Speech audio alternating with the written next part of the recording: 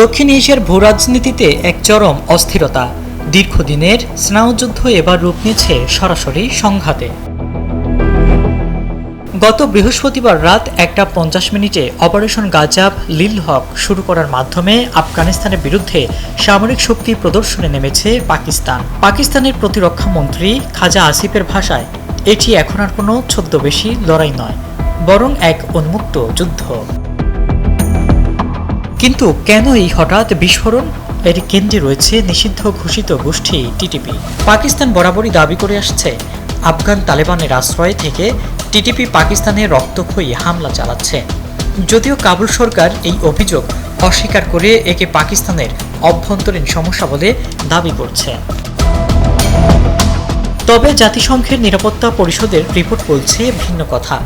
Report অনুযায়ী TTP ছাড়াও জামাতুল আহরার এবং হিজাবুল আহরারের মতো গোষ্ঠীগুলো আফগানিস্তানে ঘাঁটি গেড়ে পাকিস্তানে শতাধিক হামলা চালিয়েছে।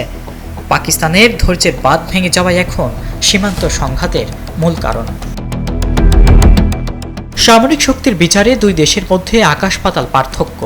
অপারেশন গাজাব লিল হকে পাকিস্তান পদ্মা সেতু, মেট্রো রেল এবং এলিভেটেড এক্সপ্রেসওয়ে নির্মাণের গর্বিত অংশীদার বসুন্ধরা সিমেন্ট। বিমান বাহিনী কাবুলের উপকণ্ঠ সহ কান্দাহার ও নানগারহারে সুনির্দিষ্ট হামলা চালিয়েছে। ইসলামাবাদ দাবি করছে এতে 270 জন তালেবান যোদ্ধা নিহত হয়েছে।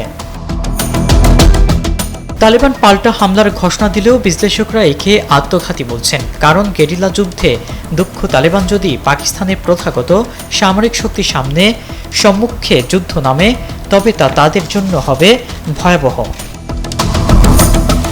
এই সংঘাত শুধু দুই দেশের নয়, ভাবিয়ে তুলছে বিশ্বকেও। কাতার, সৌদি আরব, চীন এবং তুরস্ক ইতিমধ্যেই মধ্যস্থতার জন্য সক্রিয় হয়েছে। তুরস্কের পররাষ্ট্রমন্ত্রী হাকান ফিদান এবং চীনের পররাষ্ট্র মন্ত্রণালয় আলোচনার মাধ্যমে সমাধানের আহ্বান জানিয়েছে। যুদ্ধ দীর্ঘস্থায়ী হলে এর প্রভাব হবে ভয়াবহ। প্রতি বছর পাকিস্তান ও আফগানিস্তানের মধ্যে প্রায় 200 থেকে 300 কোটি ডলারের বাণিজ্য হয়।